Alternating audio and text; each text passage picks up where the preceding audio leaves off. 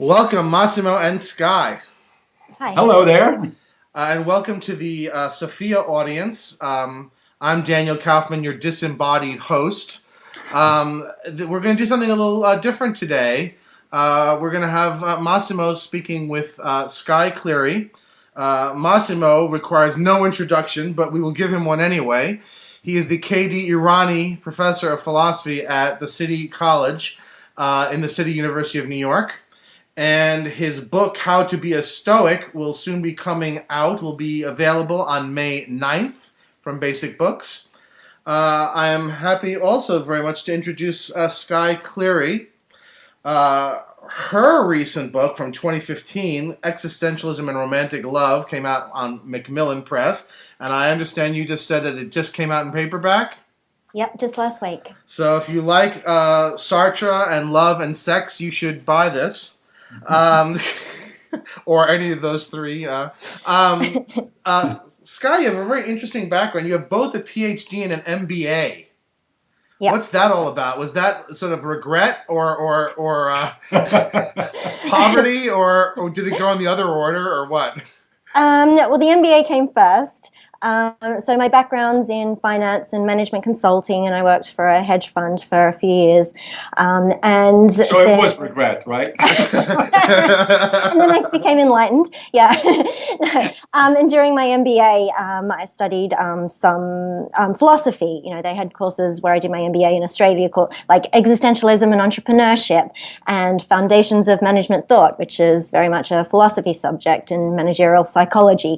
So I kind of got hooked on philosophy then, and got into management consulting after my MBA, but then just kept being plagued by these questions. And one of my professors encouraged me to do a PhD, and so here I am.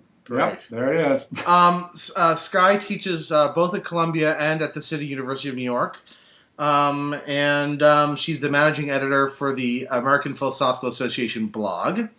And interestingly enough, she also served in the Australian Army Reserves, which I probably would love to talk to you about a whole other dialogue, and has a black belt in Taekwondo, which is interesting. Partly, A, it's just interesting, but B, apparently Massimo also has taken up the fighting arts.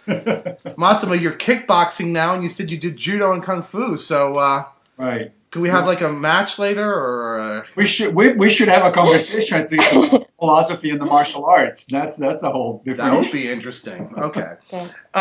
Today, however, we're going to do something less martial. Massimo, as everyone knows, has been not just interested in Stoic philosophy, but has been exploring Stoicism as a way of life, which is what it was, of course, for the ancient Greeks. And there now is a pretty substantial community of people who are adopting the Stoic philosophy as a way of life. And Skye is interested in existentialism, not just as a philosophy, but also as a way of life. And so we thought it would be, or Massimo had thought it would be a good idea for maybe the two of them to talk about the ways in which Stoicism and existentialism, both as philosophies and as ways of life, might be interestingly similar or different. So Massimo, did you want to start out, since this whole thing was your brainchild to begin with? Sure. So I thought that Skye and I could just begin by presenting a very short sort of capsule version of the two philosophies. I'll start with Stoicism, and Skye can do existentialism, and then we'll just explore both the similarities, which I think actually there's a surprising number. And some of the differences, because after all, there are some significant differences there as well. And then let basically our listeners, sort of judge. Oh, well, that resonates with me, or that doesn't resonate with me. So I'll get us started with Stoicism. So Stoicism has a couple of fundamental ideas. One is that the meaning, a meaningful life, a life worth living, is a life of practicing virtue. And this is virtue in the ancient Greek-Roman sense of the term. There are four fundamental virtues. These are practical wisdom, which is the ability to navigate complex situations in the best possible way. Courage, which is not just physical courage. It doesn't have to do only with taekwondo or kickboxing, but it has to do with moral courage, the courage to stand up for situations and for people. Then temperance, the ability to exercise self-control, not to go into excesses of sorts. And then finally, justice, which is understood as treating other people with fairness, the way in which you would like to be treated. So for the Stoic, if you practice sincerely the four virtues, that in and of itself is both necessary and sufficient to make your life worth living. Now, the word that is often used is happy, which of course is a bad translation of the Greek term eudaimonia. Obviously, it's pretty obvious that you wouldn't necessarily be happy, because you could be very virtuous but also poor and sick and so on and so forth. So you wouldn't be happy in the normal sense of the term, but your life would be worth living according to the Stoics. And in fact, your life would be even more worth living than the life of, let's say, a very healthy and very wealthy person who, however, does wicked things, who doesn't practice virtue, who takes advantage of other people, and so on and so forth. So that's one of the fundamental tenets of Stoicism. The other one is the so-called dichotomy of control. This was best articulated by Epictetus, one of the late Roman Stoics, but it's present from the beginning of the philosophy, from all the way back to Zeno of Citium, who was the founder of the philosophy in about 300 BCE.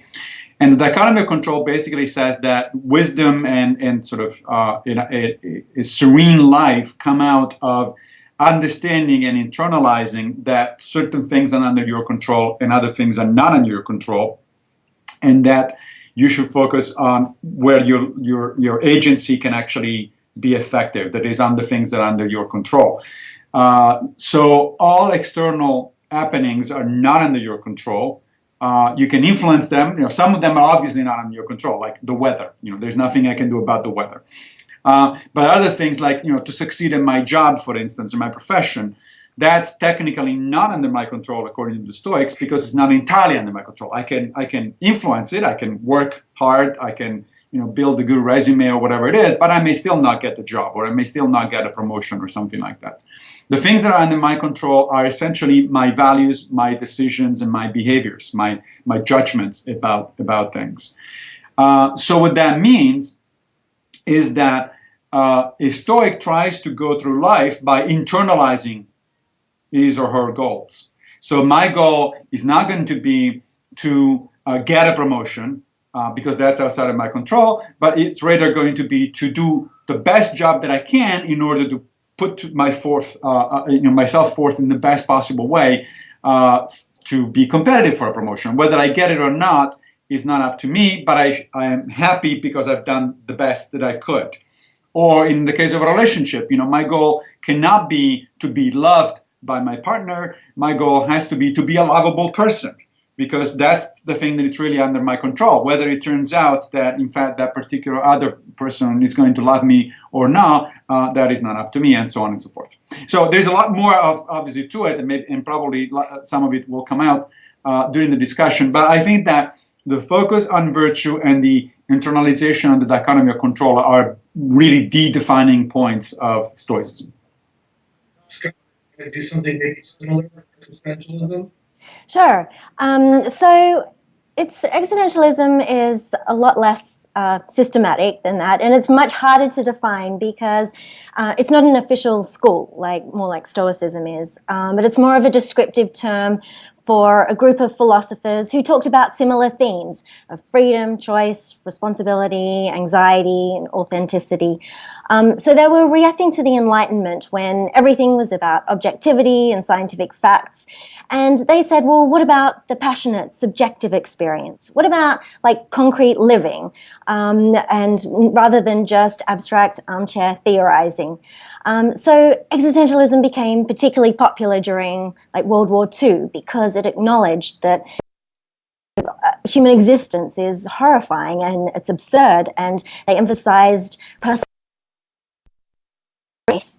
So some of the key themes are that we're thrown into the we don't choose how or where we arrive, but once we're here, we need to choose how to live.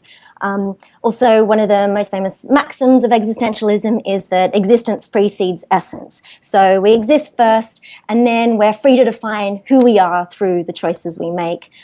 So we're nothing to begin with, but we are what we make of ourselves. So for the existentialists, every action is a choice. We always have choices, and as Sartre says, there's no exit from our freedom, and we're condemned to be free. And so for the existentialists, we're responsible for who we are. However, Simone de Beauvoir, for example, also emphasized that situations put limitations on our freedom. For example, poverty, ignorance, and oppression limit the kinds of choices that we can make. So we have a responsibility to choose our lives, but also to strive for authenticity, which is about choosing what we think is genuine and right for ourselves. It means that, yes, certainly we can admit external influences, but as long as we recognize that it's our choice and our responsibility in the end. And we can deny that we have choices, but that's what the existentialists would have called bad faith. But also the existentialists suggested that it can be really scary to realize that we can't blame everything on biology or circumstance. And so that's why the existentialists say that we're plagued with anxiety. And so one of the key questions is that if we're free, is, as Dostoevsky put it, if God is dead, is everything permitted? Well, the existentialists would say no, but that's where existentialism starts. There's nothing to depend on. We arrive in the world, we don't have a guidebook. Life is ours to make sense of, and it's up to us to choose its value. And existentialism is often portrayed as a very individualistic philosophy, but they also acknowledge that we are born into webs of relationships. If we value freedom for ourselves, then we value it for other people too. And they acknowledge that when we make a choice, we're affirming that it's a valuable thing to do. And we think it would be good if everyone did as we did. So if you marry, you're affirming the value of marriage or the value of the institution of marriage. And through our choices, we create the kind of world that we want to live in. All right. Great. So what I was thinking of doing, I have some notes here about possible topics for discussion, and maybe I divided them for my own usage in sort of potential differences and potential similarities. Maybe we can just start and alternate the two, so we don't want to go through all the differences first and all the similarities, also because we may not have actually time to cover everything. But so for instance, starting with the differences. So in fact, as you just said, existentialism is often defined as an approach that rejects systematic philosophies, while Stoicism is probably the paramount example of a systematic philosophy. So maybe we can talk a little bit about that. So what does it mean to be or not to be a systematic philosophy? Because when you started describing existentially, you said, well, there are certain things that are firm about, and if you don't accept a certain number of notions or a certain crucial concept, then you really shouldn't call yourself an existentialist. And I know that there is some disagreement on who is an existentialist and who is not. But nonetheless, it seems to me that perhaps it's not a complete, coherent logical system, but it is nonetheless. I mean, when you do have a philosophy of some sort, it seems to me that you sort of automatically you have a system, in a sense, or is that something that is a different way of looking at it? Yeah, I think why they're not considered to be systematic is, yes, sure, there are some certain principles underlying, the foundation of existential philosophies, but there are so many different, every different philosopher had a different philosophy, and also they changed their ideas on philosophy throughout their lives. For example, right. We could probably only call Sartre an existentialist in Being and Nothingness and in his early writings, because then later he kind of explored Marxism. First of all, you should be wary of anyone who calls themselves an existentialist, because that's anti-existential, because it means we're being defined by a role or categorized, and existential philosophy says, well, no, we can't be reduced to one thing. And so it reminds me of the film The Life of Brian, where Brian's Yes. up in front of the crowd and saying, "You're all individuals," and yes, which is very existential. And the one person in the crowd says, "I'm not," which is ironic because he is the only individual. And then Brian says, "You've all got to work it out for yourselves." And the crowd says, "Yes, we've all got to work it out for ourselves." And so they like, "Tell us more," which is like they're not working it out for themselves at all. So yeah, although there are these, so there are the basic principles, but how people live those. I mean, the existential philosophers lived it differently and had different ideas about how we should live.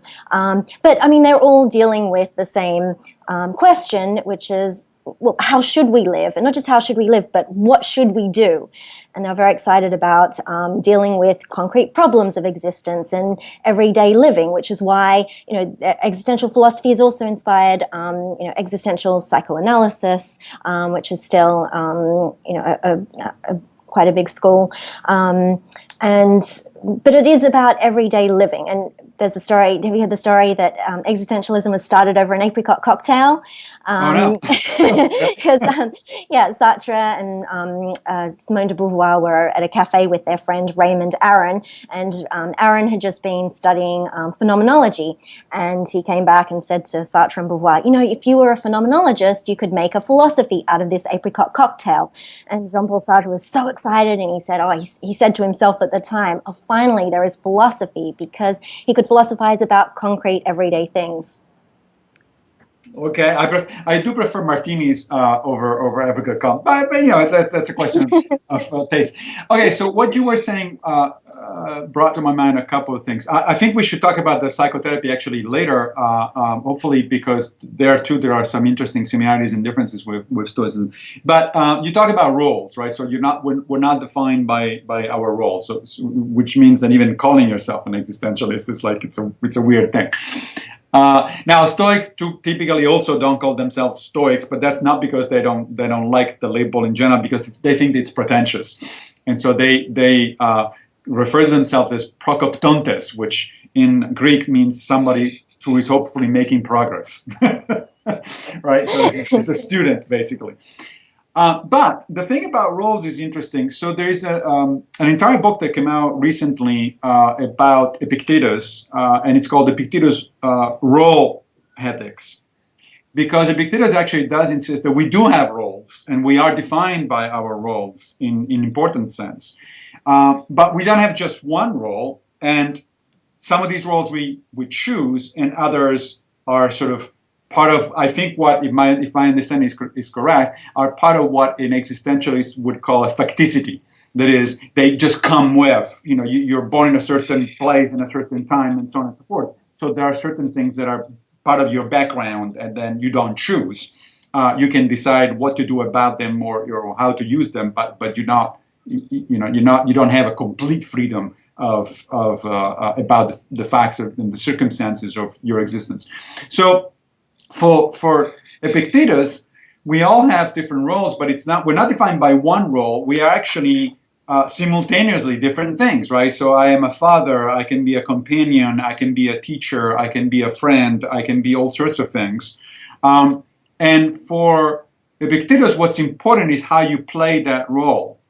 That is, now of course he doesn't use the word authenticity there, but I guess there is a similarity, because he says, you can play your role as badly, and sort of being a bad actor, essentially.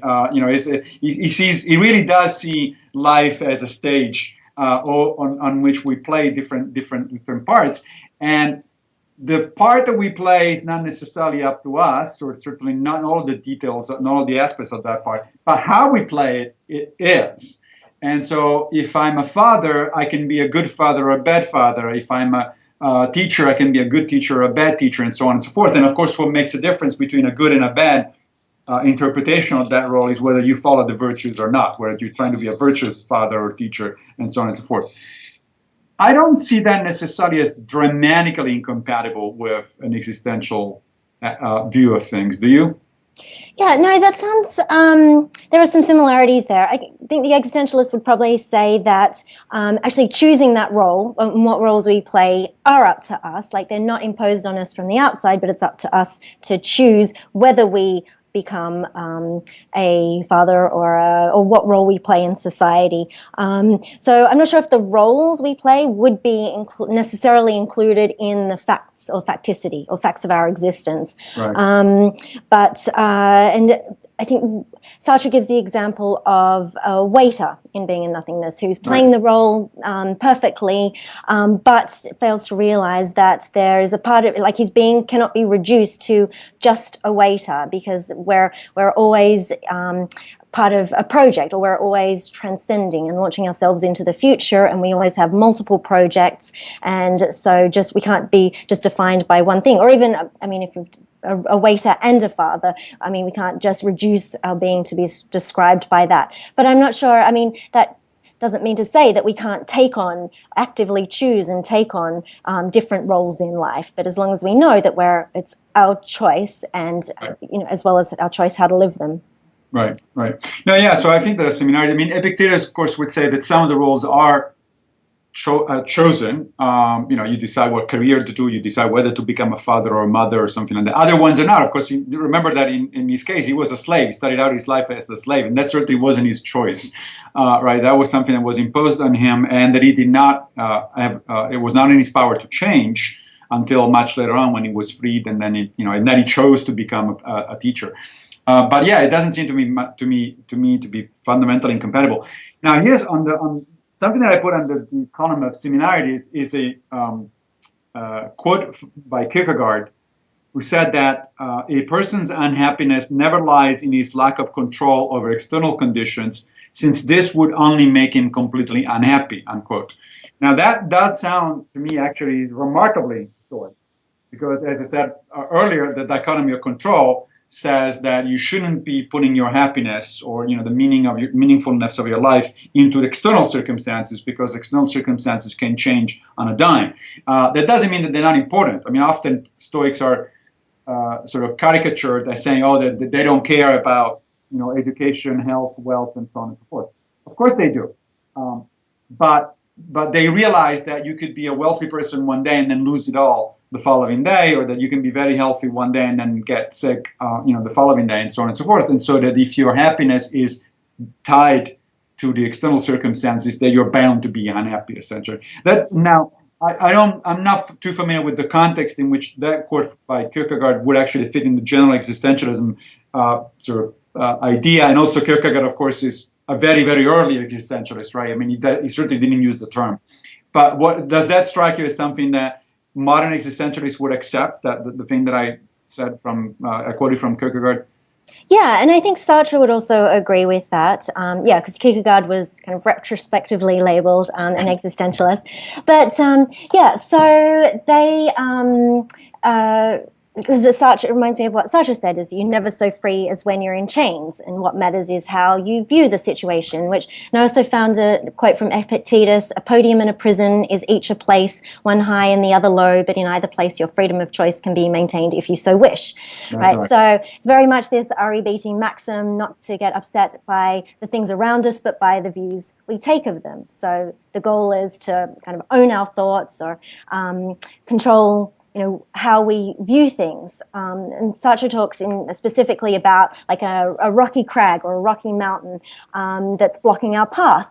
And he says, well, it's only an obstacle if we see it as an obstacle. And if we take that into account, into our facticity, and we change our path and choose not to view it as an obstacle, then it's no longer a problem.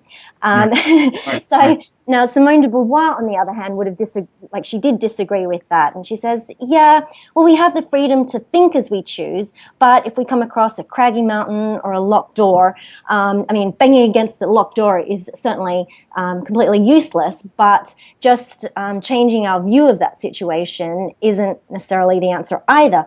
And her point was that if you can't act on your freedom, then it's meaningless. It's a Pyrrhic victory. So her philosophy was very much about action. And she and Sartre used to argue about this, and she would get seasickness, and Sartre told her it was all in her head, and she just had to change her thinking about it. And she's like, no, I don't think so. She should have thrown up on him. That would have. Actually, there is a story, a Stoic story about seasickness, which is kind of interesting because it's sort of I think it actually strikes a compromise between those two positions, the Sartre and the Bouvier position, because so there's this story about a Stoic philosopher who embarks on this voyage, and then there is a storm, and the storm is very frightening, and he gets seasick, and in fact he gets also scared by the whole thing, right? And then the storm is over, and he recovers his composure, and he goes about the ship as if nothing happened. And the captain makes fun of him. He says, "Oh, so you're the Stoic philosopher. You're supposed not to care about external circumstances. But I saw you. You were sick, and you were, afraid during the storm." And the Stoic responds, "Yes, but I am not now. That is how to think about the experience is up to me. Of course, I'm scared when something happens that is scary. That's a human thing to do. I have no control over seasickness, or I have no control over being scared. What I do have control over is how I react and how I think about it. Do you see me dwelling on the experience now? No, it's done, and it's in the past. It's no longer under my control, and so I move on." So there is actually a way to sort of balance those two things, meaning that it's certainly the case that if the door is closed and you want to get in, well, you're not going to get in unless you find a way to force the door, right? But it is also the case that sometimes in life we find closed doors, and instead of keep banging on it and waste a lot of energy and time over, obsessing over the door, perhaps we turn around another corner and there is another door, or there is a window, or there is another street and another place to go somewhere equally interesting. That seems to be. Now, you mentioned a couple of times already psychotherapy, so I think we should get there, because you mentioned REBT, which for our listeners is rational emotive behavioral therapy, and then Viktor Frankl often comes up in discussions of both Stoicism and existentialism. Frankl was he was a survivor of the Holocaust, and he wrote very influential books in the 1950s and 60s, and he established something called logotherapy, which is a type of rational emotive behavioral therapy, although the two are actually distinct. Now, the thing that strikes me as interesting is that both the Stoics and the existentialists claim Frankl. I've read existentialist authors who say that logotherapy is a type of existentialist therapy. But I also know that Stoics consider Viktor Frankl one of the founders of modern, the modern cognitive behavioral therapy that is informed very much by Stoic techniques and the Stoic take on things. So he seems to be kind of an overlap between the two philosophies. But outside of that, you have, my understanding is that existentialist psychotherapy is very much into the Freudian and Jungian sort of tradition of doing psychotherapy, while on the other hand, the Stoic one is definitely very much in the tradition of cognitive behavioral therapy, which is very different. It completely rejects the Freudian approach. So I wonder, what do you think of the relationship in general between sort of philosophy and psychotherapy, I suppose, and also specifically about existentialism and Viktor Frankl? So in existential psychotherapy, I mean, especially the one that Sartre talked about in Being in Nothingness, the emphasis is on consciousness raising, to understand or to become aware of what choices we have and become aware of how we can be free. So it's overcoming the limitations of ignorance and understanding the different options that we have. So the emphasis on creating choices and freedom and coming to terms with things like anxiety and death and a lot of these issues that existential philosophy raises. And in terms of my view on whether that's a good idea or not. So I guess I'm torn between, I'm not an existential psychotherapist and I haven't done any training there, but I guess my question is that if we raise our consciousness to be aware of anxiety and death and things like that, then that might not make us feel any better. And coming to terms with the existential absurdity of life, I mean, it can help in some cases, and I acknowledge that, but it might not help in all cases. So that's my hesitation with, applying this to therapy. Right. What about, but wait, 1 second, what about Massimo's question about the fact that, regarding the fact that existentialism seems to have at least two psychotherapeutic tracks that it's pursued. One, that's more along the lines of this logical, rational. What did you call it? Or behavior rational. Rational emotive behavior therapy. Yeah. And then on the other hand, it's very well known in historical connection with psychoanalysis.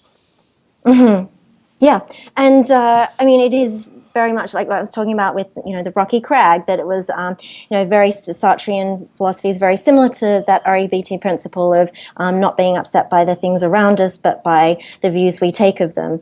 And I think there's a lot of value in doing. If existential psychotherapy is, I think that's a valid option. But what about its relationship to depth psychology, which is to depth psychology, to psychoanalysis, which is a totally different tradition? I mean, there's actually something called existential psychoanalysis. Is that just not a tradition you're familiar with? Yeah, no, I haven't done any study in that area. Yeah, so that strikes me as interesting, and wherever that the distinction between sort of philosophy and psychotherapy, right? I mean, or therapy in general. So therapy in general. So obviously, philosophies are not therapies, although they may have therapeutic components or effects, and vice versa. Therapies are not philosophies, although they may be based or inspired by a philosophy. So one of the things that happened last year at the Stoicon conference, which is this gathering, as you were there, Skye, as an existentialist lurking in the middle of Stoics. And one of the things that we had was a presentation on rational emotive behavioral therapy and its connections with Stoicism. And the connection is usually that a philosophy is supposed to give you this sort of overall framework for how to think about stuff, right? And that framework, in the case of a practical philosophy especially, like I consider both Stoicism and existentialism practical philosophies, that is the kind of thing that is supposed to basically give you general guidance about priorities in life, how to think about your life, how to make your decisions in a sensible way, in a way that actually reflects your values, your choices, and so on and so forth. A therapy, on the other hand, is much more specific. It's like, oh, I got fear of death. How do I deal with that? Right? I wake up in the sweating terror at the idea of dying. How do I deal with that? And you're right, of course. The efficacy of therapies in general, it varies. I mean, I'm more familiar with the CBT variety, which actually has a significant amount of sort of evidence-based, support. But even so, the efficacy is certainly not 100%. I mean, some people get over their anxieties and some people don't get over their anxieties. And but I wouldn't consider that a failure of the philosophy necessarily. I would say, yeah, well, the philosophy still gives you the general framework and it sounds reasonable or coherent or whatever it is. Whether that's going to help you in this specific case or not, that depends on a number of circumstances, right? Now, another sort of difference there, I think, comes to the treatment that the two philosophies give to the question of suicide. So Camus, who I understand actually rejected the label of existentialist, especially after a certain period, after he had a falling out with Sartre. But he said, and I quote, "There is only one truly serious philosophical problem, and that is suicide." So I'd like to hear a little bit about what he meant by that, and if that's a serious philosophical problem, do we have an existentialist answer to that problem? Because the Stoics do have an answer, and I'll get to that after, in a minute to that question. And I suspect it's going to be very different from the existentialist answer, but we'll see. Maybe I'm going to be surprised. Yes. Well, I think what's at the bottom of that is, from an existential view, is why should we not kill ourselves? Why should we're going to die anyway? Why should we not commit suicide now? What is there to live for, and what is the meaning of life? And so the existential question is, what meaning do we give and infuse into our life? Now, Simone de Beauvoir took a different approach, and she said, don't gamble on the future, change your life today. And her view was that, yes, we're going to die. We don't know when, so that means we need to make every day meaningful and live fully. So I think Camus is also famous. I'm not sure where he said this, but he's like, shall I kill myself or have a cup of coffee? He's like, I'll go have a cup of coffee. And I think it's about appreciating what is beautiful in life and what we should live for. And at the bottom of existential philosophy is it's about embracing life and living passionately. What's the Stoic Well, view? so that strikes me as interesting because again, there are actually some similarities there. So there are two issues that are entangled. One is the issue of death, of our mortality, right? And the other one is the issue of meaning or lack of meaning, which may lead to desperation, and suicide, right? So let me start with the suicide. So the Stoics' take on suicide is that it is ethically acceptable only under extreme circumstances. This is what Epictetus referred to as the open door policy. The open door policy is, he uses these analogies, says, look, if the house gets really smoky, there's a lot of smoke and there's fire and all that, and it's impossible to breathe, then walk through the door. The door is open, you can get out. And of course, the smoky house is a metaphor for a really, really difficult life, a really hard life that it's hard to actually cope with. And he says, well, if that's the case, for whatever reason, then you have the possibility, and your freedom, as Seneca put it, is constantly in your wrists. Right? You can slit them, and then you're done. But the converse of that is that Epictetus also says, if you stay, however, in the house, if you decide to stay, then don't complain, because it means that you actually found that there is enough meaning, or there is enough reason for you to stay, because the door is open. You can walk out every time. If you decide to stay, that means that actually you find enough reasons to stay, right? And then you should take responsibility for what it is that you're going to be doing for those reasons. So that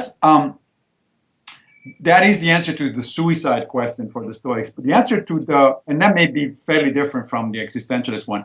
On the other hand, the answer to the question of mortality, I think is or what to make of the question of mortality is much more similar, because the Stoic answer there, Seneca would agree, we don't know when we're going to die.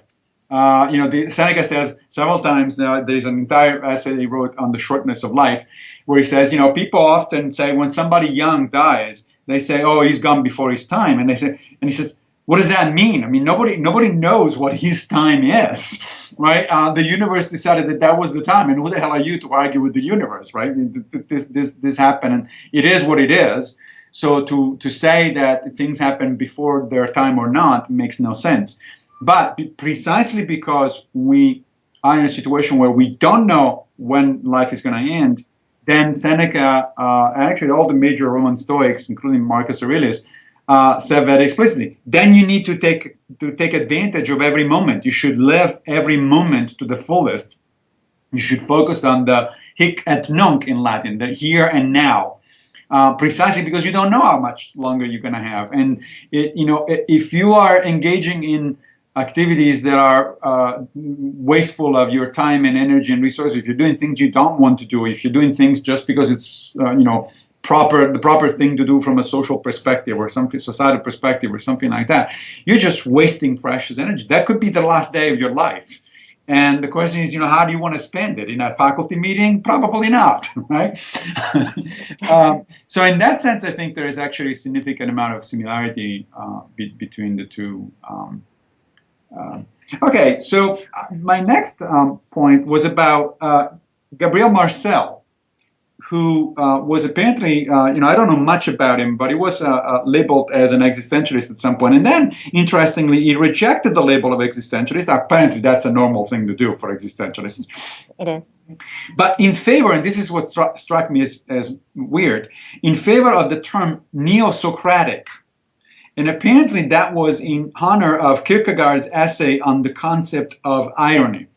Now, I wouldn't label the existentialist, I wouldn't sort of assimilate the existentialist to Socrates or to neo-Socraticism. But do you think that there is something in there? I mean, what is the existentialist take on sort of ancient philosophy, ancient Greek philosophy in general? Because if you're a neo-Socratic, presumably it means that you have some affinity for whatever it is that Socrates thought and taught, or the way he lived. So maybe, is it because Socrates had an authentic life in some sense? He was living an authentic life? Possibly. I'm not really familiar with Gabriel Marcel, but I mean, certainly, what comes to mind is Nietzsche, and he very much admired the ancient Greek way of living. I think he said where men were warriors and women were for their recreation, which is misogynistic. Yeah. But what Nietzsche liked about the ancient Greek society was that it was very structured and orderly, and everyone knew what their roles were. And Nietzsche was very critical of marrying for love. He's like, no, let's go back to the ancient Greek model, where you couldn't get divorced, and so because he sort of saw romantic love as something that was, or sexual love as something frivolous and fleeting, and he's like, you can't base an institution on an idiosyncrasy like romantic love. So no, let's go back to like order and structure that the the ancient Greeks had. Sorry, go ahead. Although he was famously not a fan of the Apollonian strand of, he was a fan of the Dionysian strain of Greek philosophy, and he certainly was not a fan of the Socratic rationalism. Although I guess the Socratic authenticity might have appealed, right? I mean, the fact that Socrates would rather drink the poison than escape from the prison, I guess would have a certain existentialist appeal, if you want to sort of think of it that way. But I always thought that his aversion to the Apollonian side of his belief that that the Apollonian side dominated too much and dominates too much our recollection of ancient Greek thought would have made him not a fan of the Socratic side, which is certainly not of the Stoic approach. Yeah. I mean, Nietzsche was, he criticized, this overemphasis or exalting the Apollonian and the rational at the expense of the passions, because he said the passions are important too. We need both. It's like the left side of the brain and the right side of the brain, and we need to balance reason and passion together. Yeah. So that actually brings me to talk about a little bit about the passion. So you wrote a book about love from an existentialist perspective, and maybe you can give us a sort of a little summary of that in a minute. But one of the things, as you know, that is often thought about Stoicism, and I do think is actually a misunderstanding, is that Stoicism is about suppressing the passions, suppressing the emotions. And in fact, I'm using those two terms, passions and emotions, for a specific reason, because the Stoics, while a lot of modern talk confuses the two, that we refer to as an emotional person as passionate and vice versa. But for the Stoics actually use those terms in a technical sense, and they distinguish between the passions and the emotions. And they thought that the passions are destructive emotions.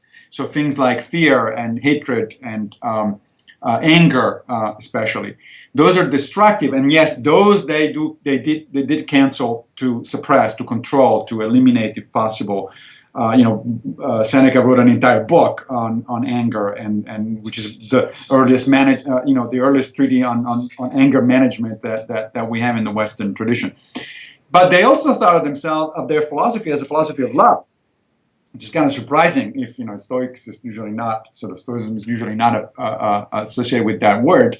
But that's because they thought that love, in the broadest possible sense, the Greeks had several different understandings of the word love, unlike the modern English language. One of the things that I find frustrating about the modern English language is that in English, you use the word love for everything. I love my daughter, I love my companion, I love my friends, I love my pizza. It's like, no, wait a minute, those are very different things. You should be using different words for those. And the Greeks did use different words. But the Stoics said that you should actually cultivate. The point is, in fact, to cultivate the positive emotions, because you do want to develop love in the broadest possible sense, including sort of a love for humanity itself. They were among the first to use the concept of cosmopolitanism, for instance, that you should really consider. They refer to each other as brothers and sisters. That humanity at large is a brotherhood and sisterhood of people. But so what about existentialism and love? So since you wrote the book about it, maybe we should talk about that for a minute. Sure.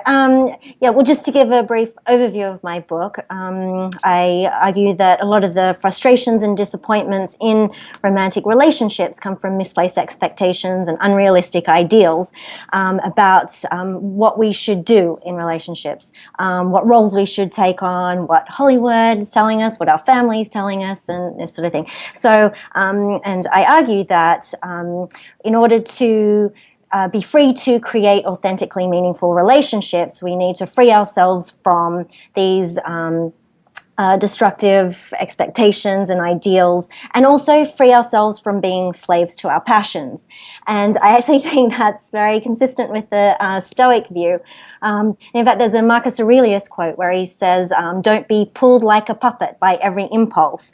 And the existentialists would absolutely agree with that, especially Kierkegaard, who talked about the aesthetic sphere being like the lowest sphere of existence. And it's where it's a very childlike sphere, it's impulsive, it's where we're slaves to our passions. He talks about Mozart's Don Giovanni being like the ultimate representative of that sphere, because he's always like just chasing the next woman. He's a slave to his lusty desires. So Kierkegaard recommended leaping to a higher ethical sphere or rational sphere, and then ultimately to another religious sphere. But I mean, Kierkegaard, even though he advocated leaping to this higher rational sphere, he also said, let's not forget like the beauty and the amazing things that come along with the aesthetic sphere, because being in love is wonderful and sex is great,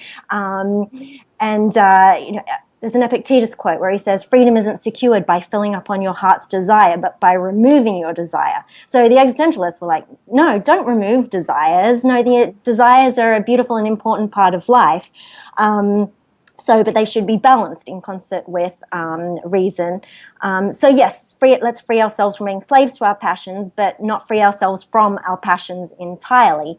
And I mean, Nietzsche says how wise it is at times to be a little tipsy. So having a little of both is really important. Oh, that actually reminds me. So that's an interesting quote that you pulled out from Epictetus, but it reminds me of a contrast between Epictetus and Seneca. So you're right. Epictetus says exactly that. In fact, on several occasions. But to be fair, Epictetus was also arguably the most cynic-like of the Stoics. So the Cynics were the extreme version of the Stoics. They were the people that were living a minimalist life, no property, no relations, no nothing. It's like it's all about virtue and that's it. They were beggars basically. They lived in the streets, and they were very colorful characters. And Epictetus actually wrote an entire chapter in the Discourses in praise of cynicism, and essentially says, if you can't be a cynic, at least be a Stoic. It's like, it's just your second choice. Seneca is a very different kind of character, and actually he says something very much along the lines of what you just mentioned.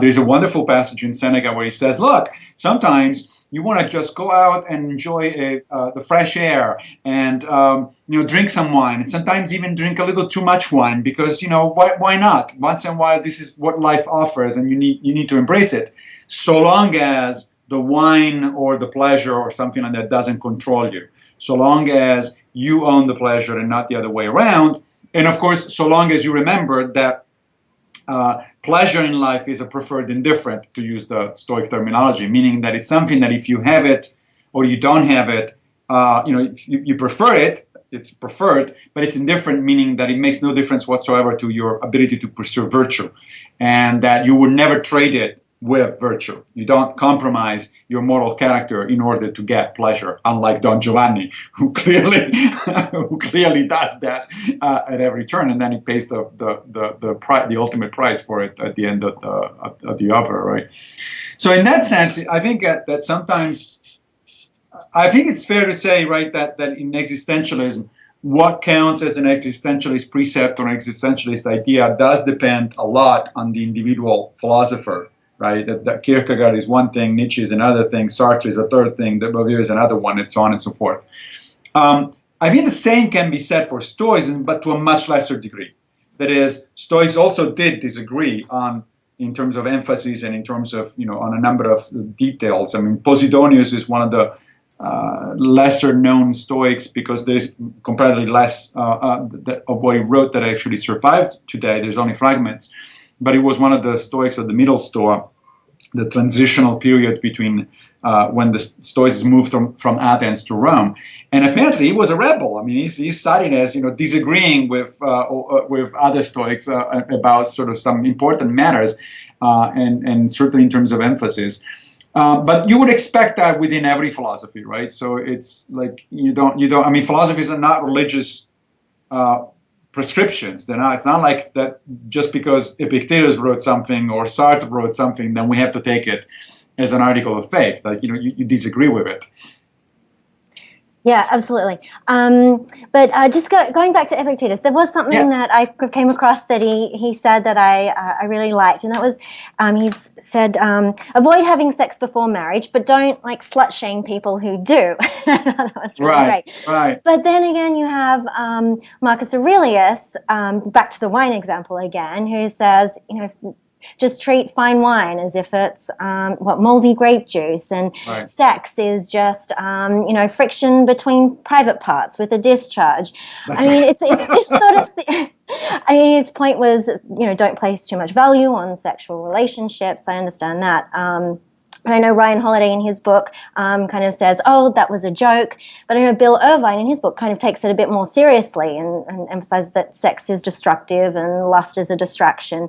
But I think this is one of the main areas where the existentialists would disagree, because yes, it's not about being slaves to our desires, but our desire and sexual desire certainly plays a key role in understanding ourselves, and it's one way that we try and connect with other people. And yes, it can be a distraction, but it's also a fundamental and valuable part of existence that we should embrace and celebrate. I mean, some might say that Sartre and de Beauvoir embraced and celebrated it like too much, but Yes. I'm not making that judgment. But yeah, so No, that's the point. So I have to say, I tend to agree on. I have a couple of comments about that quote from Marcus Aurelius, and sort of broaden it up a little bit, because that's one of the areas. Sex, in particular, is one of the areas where the Stoics seriously disagreed. I mean, on really, really big, like probably is the thing that they disagreed the most about among themselves. So no, I don't think that Ryan Holiday is right when he says that he dismisses that quote by Marcus Aurelius as saying he was joking. First of all, Marcus Aurelius is not known as a joking kind of character. He's not. His sense of humor was very limited, shall we say. That said, you're right. You mentioned yourself that what Marcus was trying to do there was to warn people, warn himself, because remember, he wasn't writing for other people, right? He was writing to himself. The Meditations was his own personal journal, right? And remember that Marcus did have sex a number of times because he had 15 children. So it's not like it was a complete stranger to the practice. But I think what he was trying to do was to apply a Stoic technique, which is when you become too fond of something that is an external, something that is outside of your control, then one good way of doing it, and this is Epictetus does that a lot, is to bring it back to a factual description of what's going on, right? Because a factual description sort of reminds you that after all, you're getting upset or you're getting worked up about things that are really not that important.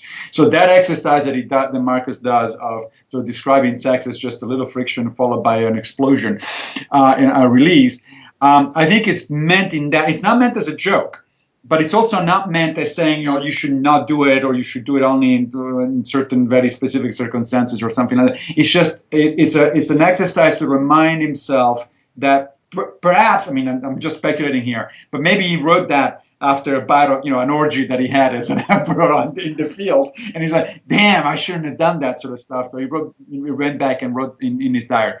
But the broader point is that, and I wrote an essay. Maybe Dan, we can link to it from the site once the conversation comes out. I wrote about this really fundamental difference in which the early Stoics and the late Stoics, mostly the Greek Stoics versus the Roman Stoics, saw sex. It's very consistent.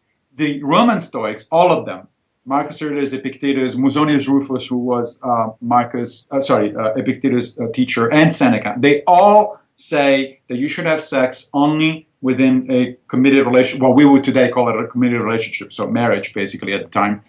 And in fact, several of them say only for procreation. Right? So that's a fairly strict view of sex. And the reason for that is because it's a passion that distracts you from what is really important in life.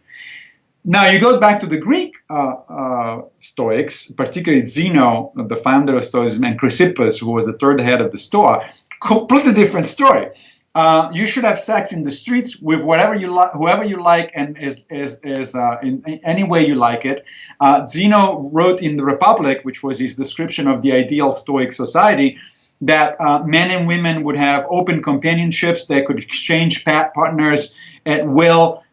That men and women would go out dressed in the same way, and that women should be taught philosophy because their mental faculty are the same as men.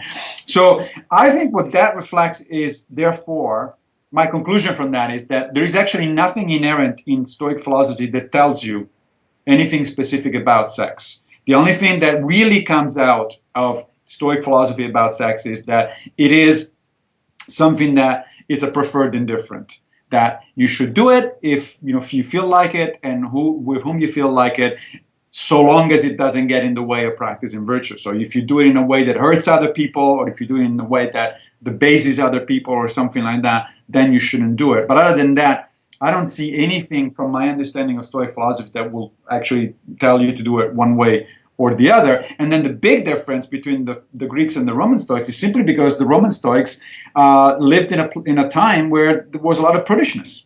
A lot of the Roman emperors were prudish, beginning with the very first one. Octavian Augustus was very famous for being very, very strict about customs and about propriety and things like that. Well, on the other hand, the Greeks were very open. It's like, whatever, if it feels good, let's do it.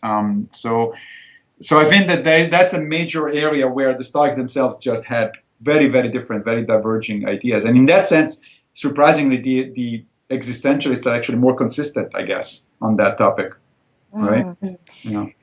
Yeah, I also struggle to find much on love in the Stoic philosophy. The existentialists have a lot to say about it. Right. For Jean-Paul Sartre, the goal of life is to know ourselves, and who would be a better person to help us understand ourselves than a lover, because we connect with them on a much deeper level and a sensual level, and which we don't necessarily do with other people.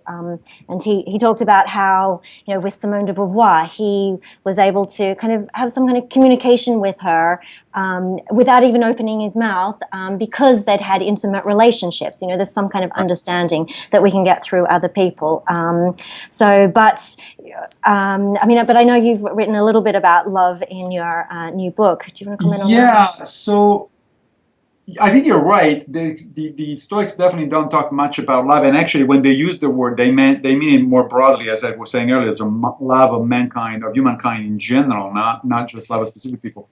I think that role, however, they do recognize the role you're talking about of a person that helps you to grow and helps you to figure out things and so on and so forth. Except that person is not the lover; is the friend. There is a lot of emphasis in Stoicism, and my understanding is not so much actually in existentialism, but you can correct me if I'm wrong, about friendship.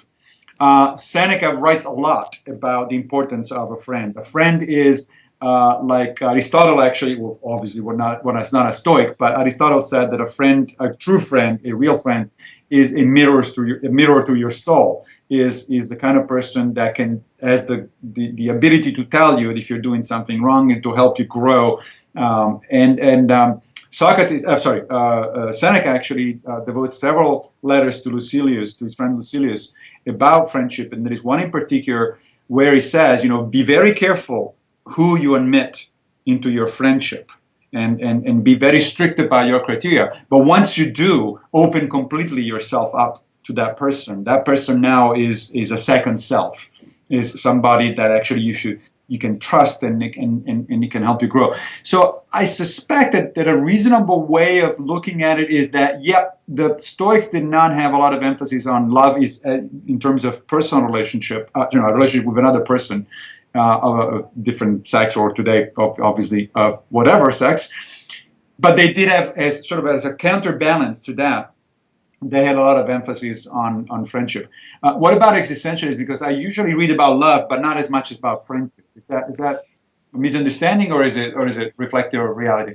Well, they do talk a little bit of, I mean, probably Sartre less so, but I mean, Nietzsche was very much very big in friendship, and he admired, the Greek ideal of friendship, and he talked about how great friends inspire each other. I think he says, they're a longing and an arrow towards the overman. So great friends inspire each other and challenge each other, and he's like, great friends should not be too sympathetic, but to be a great friend, you also have to be an enemy in order to challenge the other person. And I think Beauvoir picks up on that a little bit too, and she was thought friendship was very important, and in fact she kind of thought a great love relationship ought to be based on friendship. Like those were the best kind, because friends allow one another freedom, whereas lovers tend to want to close each other in and possess one another. But she kind of said, no freedom. A foundation of, say, friendship would give each other a lot more respect. Right. That was one of the reasons I think the Stoics were a little bit wary of couple relationships between couples, because there is that possession, that tendency to want to possess or to control the other person, and of course that would violate the dichotomy of control. Another person is not under your control. Another person's feelings and behaviors and decisions are not under your control, and and if your happiness depends on that, then you're making a mistake, right? And of course, you can't really be in a relationship and not wanting the other person to do certain things. Your happiness does depend to a certain degree. Now, of course, one could object that the same is true for friendships, that you also want your friends to like you, and so on and so forth. But the Stoics had an interesting take there. First of all, they would have agreed with Nietzsche, what you just said about Nietzsche, that is, sometimes your friend is actually your antagonist. It's actually somebody who pushes you, which is a different relationship from a couple relationship. But the other thing that they would say is, in fact, Seneca explicitly says that the Stoic sage, that is the ideal Stoic, right, can do without the assistance of anyone. He can, if is sufficient unto himself or herself, but doesn't prefer to be that way. And the reason they say that is because, of course, they lived in a time where you could easily lose a friend to exile or to death, sudden death. I mean, we keep forgetting that, the Emperor Marcus Aurelius, who I said had 14 or 15 children, but he lost most of them, before they reached adulthood, right? Only 4 daughters, I think, and 1 son survived. And this is the emperor. This is the guy that has, the best life possible, the access to the best medicine, and so on and so forth. So you can imagine for most other people, so the mortality rate was very high. And when you live in that kind of environment, it's not surprising that you tend to develop a philosophy of self-sufficiency. But even within that philosophy of self-sufficiency, the Stoics were very clear that your life is certainly going to be enriched by a good friend, by the existence of good human relations, that you shouldn't shy away so long as you keep considering them something that is independent from the pursuit of virtue, that you should be able to pursue virtue, to have a meaningful life regardless of anything that happens to you. You were saying earlier something about some of the existentialists, at least, saying that regardless of circumstances, you should be able to sort of to find meaning in life. Well, there's the famous image there is the sage on the rack. The idea is that even on the rack, the sage is happy. Not happy in the sense that he prefers to be on the rack. Nobody prefers to be tortured. But in the sense that he can still maintain his moral integrity, which makes his life or his death, as it turns out, something worthwhile. Yeah. Yeah, go ahead. Sorry. I have another topic, but go ahead. Okay. Well, just further to that, I guess Simone de Beauvoir would have problem with, I mean, Sartre might agree, but Simone de Beauvoir was particularly attuned to, say, women's oppression. Epictetus says that, keep in mind, it isn't the one who has it in for you and takes a swipe that harms you, but rather the harm comes from your own belief about the abuse. So I think that works when we're talking about, not like just people being mean to one another or something, but when you're talking about systematic oppression, I mean, that can potentially be used as an excuse for victim blaming, and it can potentially be used as an excuse to justify, abuse and oppression. And Beauvoir would say, well, no, all oppression creates a state of war, and we can't really live if we're in chains. We can't really live unless we have an open future in which we can be agents in our own lives. And if there are injustices in the world, then we shouldn't, go quietly about our lives. It's about rebellion and engagement in life. Don't keep calm and carry on. But I mean, her point was also that it's not something that that people as individuals can overcome, that kind of systematic oppression. But that's why she argued that we need to form solidarities to challenge, she was talking in The Second Sex about women's oppression specifically. Can I add one thing on that, just to Massimo, to really give Massimo a challenge? Sure.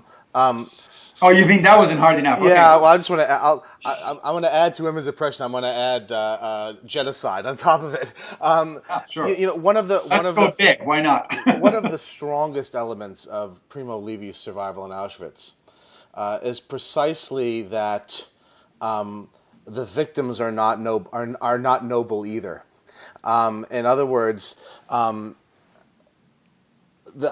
of the ideas, one of the things he chronicles is the way that the Jews treated each other in the camps, which was pretty abominably. I mean, they stole from each other and they clawed at each other, and they, and the idea is sort of that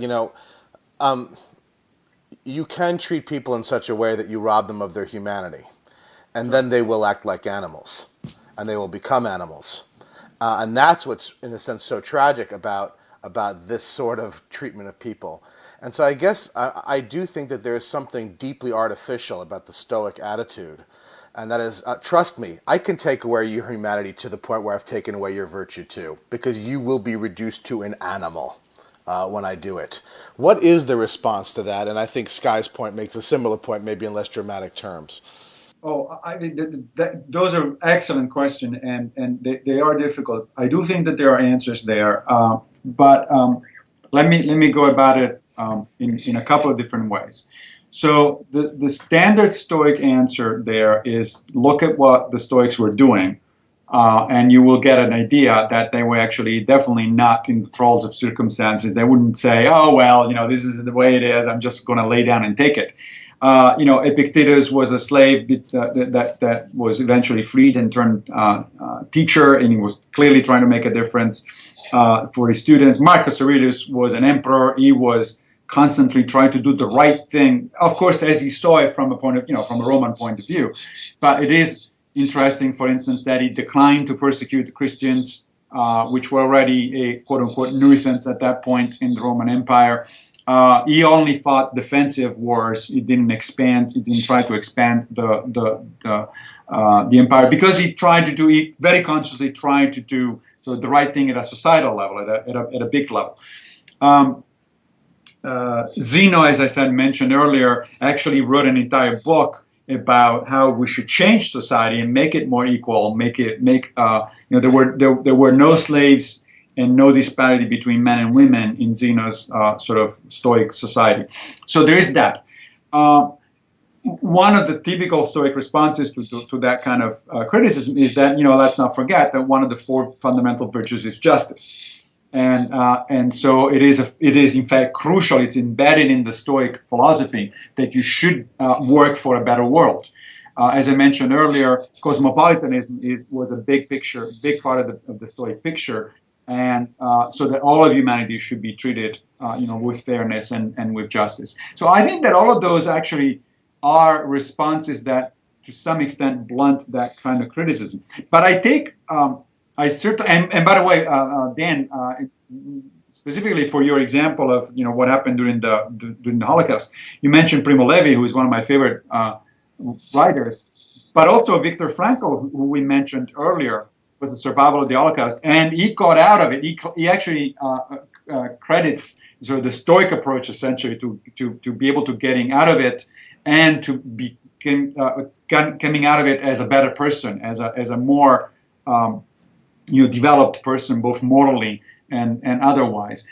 But I take the point that, especially the way in which Skye was saying, in that yes, if you just read Epictetus, certain passages in Epictetus, it does sound like you should just lay down and take it, because that's the way it is, right?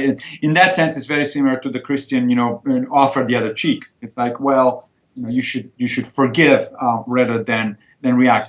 But I do think that Epictetus there means it very specifically within the context of the dichotomy of control. That is, when he was a slave, there's this famous story that when he was a slave, he had two masters. The second master is the one that brought him later in life into to the court of Nero, and then eventually freed him. And he was a good master, so to speak, right? Somebody who treated his slaves well. But the first master was not. He was a son of a bitch, apparently. And allegedly, he's the one that broke Epictetus' leg, and he was lame for life as a result, right? And so the story there, the Lord, we don't know whether this happened or not, but it does make a point. The story is that the master was beating Epictetus, and particularly insisting on putting pressure on the leg. And then Epictetus looked at it and he said, if you keep going, the leg will break. And sure enough, the leg did break, and Epictetus looked at it and said, "I told you so." And this is often taken as an example of sort of extreme resilience to the circumstances, right? But I think what he meant by that is, like, it was not under his control. It's not that he could, even if you object to, obviously, as you should, to slavery as an institution, if you are a slave and you are in chain and the other person has complete control over what happens to you physically, there's not much sense in doing anything other than, looking at how you take the circumstance, you approach the circumstance. In that case, Epictetus, what Epictetus did was to take it with somewhat a sense, a very dry sense of humor, right? Telling his master, "Well, I told you so. I told you you were breaking my leg," even though it was in fact a painful thing that was happening to him. So I take the point. Yes, one needs to be careful, because if one takes some of the Stoics' sayings too literally, then they can definitely lead to passivity, and especially in terms of sort of systematic oppression, like the one that Skye was talking about. But I think there is actually a number of resources, both in Stoic philosophy and in terms of examples of actual Stoics living their life in a certain way, to say that is definitely, it's not a component of the philosophy. You can take it either way. You can say, well, I don't have any control of the circumstances, so it's all up to my attitude in this particular case. But that doesn't mean you don't have a broader view of where things should go, and that things are not just, or not the way they should be, and so they should be changed. Let me just follow up one last thing, Massimo. Yeah. And this does apply to both the existentialist and the, or at least one version of it, and so Skye weigh in also. I wasn't so much pushing on the idea of moral passivity. I was pushing on the idea of self-sufficiency, of flourishing. And the point, I thought that one of the points that comes out of Levy is, someone else can take your humanity away from you and reduce you to an animal. Now, it's very nice that Epictetus reacted to his leg being broken in this way. But I have a difficult time, and maybe this is what Skye meant by victim blaming. I have a difficult time saying about a person who is in a concentration camp, who has been so reduced to animality that they find themselves stealing from someone else's children so that their children won't starve.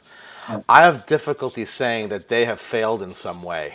And it seems to me that the Stoic has to say something like that. And that's what I'm objecting to. I'm objecting to the idea of the utter self-sufficiency of flourishing is what I'm objecting to using this example.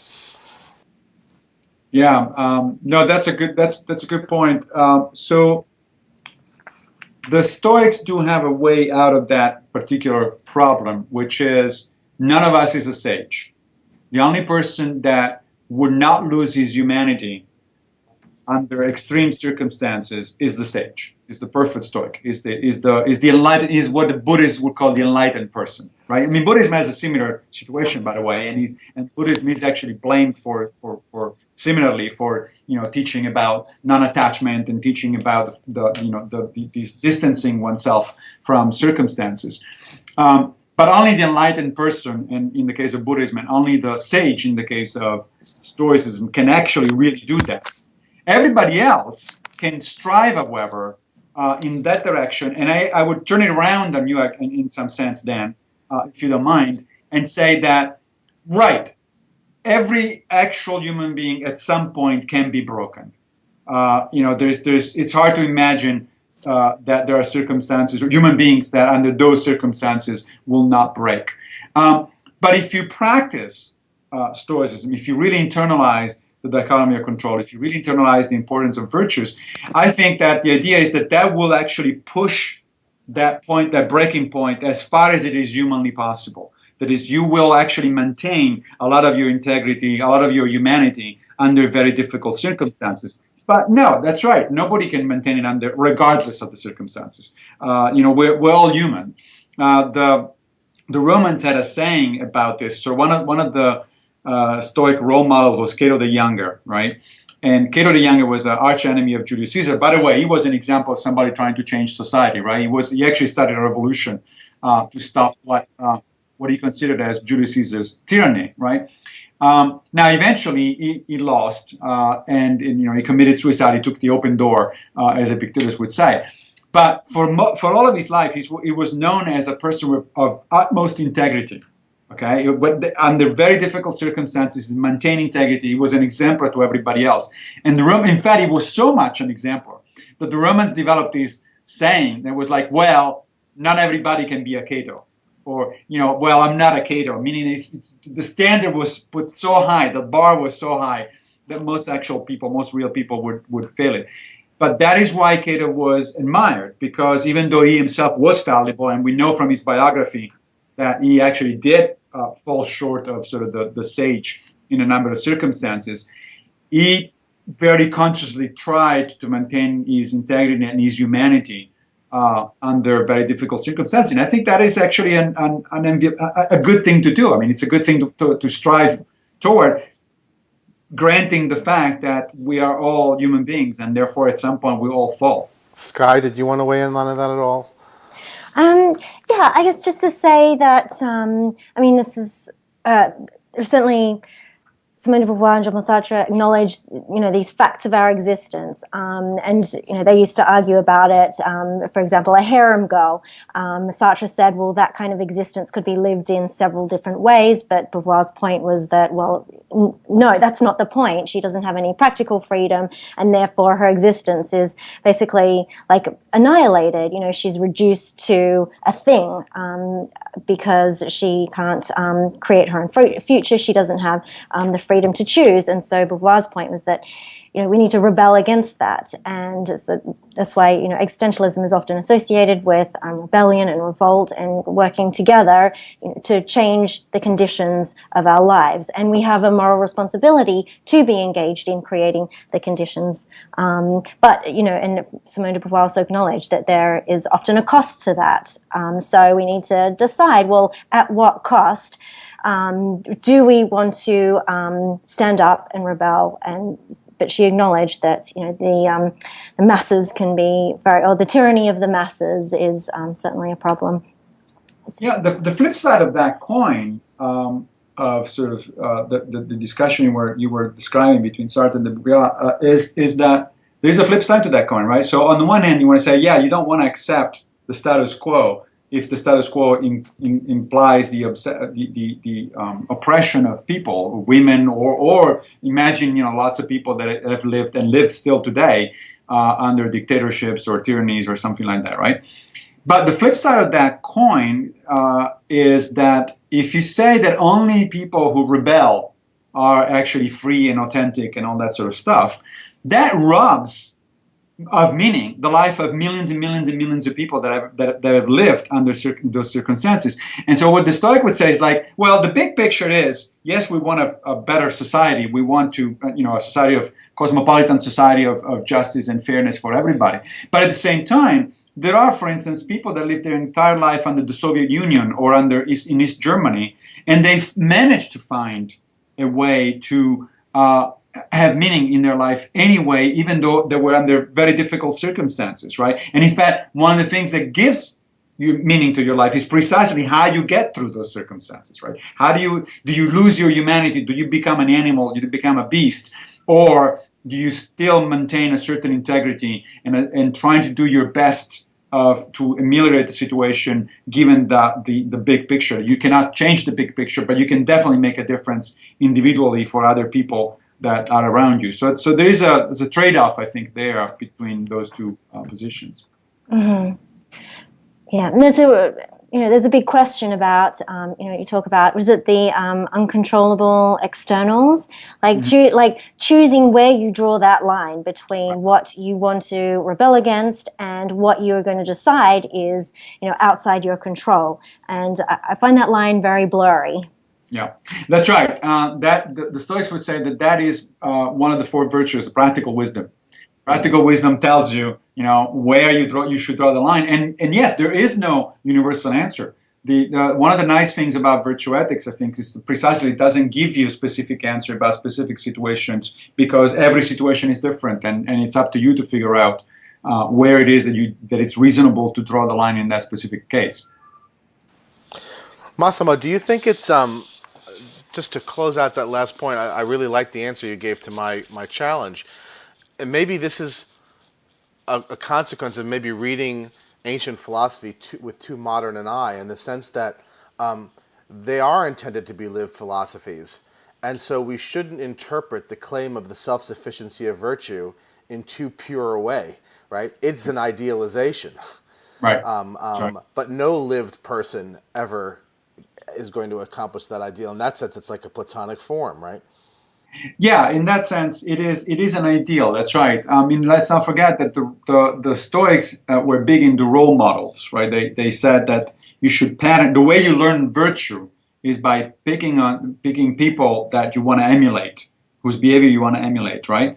And some of those people can be your friends. Some can be famous people that you happen to know about. Cato again being the obvious example. But some of them were fictional, right? Yeah. So Odysseus was a Stoic role model, for instance. I'm reading a wonderful book about how different philosophies have changed, have adopted different aspects of the Odysseus legend for their own purposes. It turns out that the Platonists had one take on Odysseus, and the Stoics had another one, and the Cynics had another one, and so on and so forth. Each one saw a different thing. What is the point of using a fictional character as a role model? Well, the point is that precisely it's because it's fictional, it's an ideal, right? And you know that you're not going to be Odysseus because there is no such a thing as Odysseus. It never existed, right? But at the same time, that role model can embody what you are striving for, and it can serve as a reference point, as almost as if you were navigating with a star. You'd never reach the star, but you're using the star to navigate the best as you can. Is there a similar role, Skye, in existentialism for role models or for using fiction? I mean, certainly many of the well-known existentialists wrote fiction. That's right. Is there a similar a notion that there is to be found in fiction or arts kind of useful idealizations? Look, I'm struggling to find that. I mean, there are lots of examples that they use in fiction, certainly. And the gaze of the other, I think, is a really important, plays that role in a way. For example, Sartre talks about... Explain that. He talks about like in being in nothingness, looking through a keyhole, you're spying on someone. And if you're alone, you don't judge yourself. You're not reflecting on yourself. But as soon as you hear a noise behind you, you kind of panic and think, oh my goodness, who's watching me? Am I doing something wrong? what matters here is your relationship to that person who's just found you. Do you care about that person? Do you know them? If you have nothing to do with that person, then maybe you'll just go on looking through the keyhole. But if it's someone that you really admire and that you care about or you're in love with, then that makes a difference, because you're suddenly thinking, well, how are they judging me, and how do my actions play out in terms of that relationship. So it's like that gaze of the other that's always peering down on us, that I think plays a bigger role than say an idealized person. Well, that's interesting, because so Seneca says something very similar. He says, you should always go around as if some of your close friends were watching over you, and ask yourself, well, is it something that my friends or something that my role model or whatever would approve of? And of course, in modern sense, this is what we call a conscience, right? It's like you have this idealized version even of yourself, right? That you are aspiring to be, and then when you do not feel like you've got to that level, then you feel bad. You say, "Oh, damn! I should have done better because I failed myself." We do use that phrase, I fail myself, so externalizing this thing, like saying, imagining that there is somebody looking over you, I think actually is psychologically very useful. In fact, there is very good evidence that when people psychological evidence from psychological research, that when people are told that there is a God that is looking over them, they actually tend to behave better because they're conscious of the fact that regardless or not of whether their specific religion is or whatever it is, but when they're reminded of that, they actually tend to behave more ethically because there's somebody's watching over it, and it's an interesting idea. So, do we have time for one more topic? Well, you tell me. We're at an hour and 25 minutes. It is 10 minutes to 7 Eastern. So you tell me whether you guys want to go and do anything else, or whether you want to leave it to a future discussion. Can I make a final point? Yes. Just that was something else I came across when Epictetus says, first tell yourself what kind of person you want to be, then do what you have to do. And I think that's very similar to existential authenticity in terms of, they say existence precedes essence, so we exist first and then create ourselves as the kind of person we want to be, and we are creative people. So I just thought that was a really interesting... Yeah, I think that's a good way to end it, I guess, because this is a good level of agreement between the two. Yes, that's right. You have to be... the Stoics, just like the existentialists, were very much into taking responsibility for what you're doing. Probably they were a different, I understand that, for instance, a lot of the existentialists, especially Sartre, rejected the idea of determinism, for instance, while the Stoics were definitely determinists. Philosophically speaking, they were compatibilists in terms of free will. They accepted that there is a universal causality, cause and effect in an action of which human beings are part. But nonetheless, you're still responsible for your own choices because your internal choices are part of the causal web of the universe. And so in that sense, I think there's a good level of similarity. There is, you are who you are, the kind of actions the person you are shows through by the kind of actions you make, by the kind of judgments you make, by the kind of things you actually do or try to do if you fail. Yeah. So I guess that's a good way to end, Dan, I guess. Okay, well, for people in the audience who want to learn more about these philosophies as lived, as philosophies of living, check out Skye's Existentialism and Romantic Love, and Massimo's soon to come out, How to Be a Stoic. And I look forward to talking with you both again. Yeah, it was a pleasure. Thank you. Yeah, thank you, Dan. Thank you, Massimo. Take care.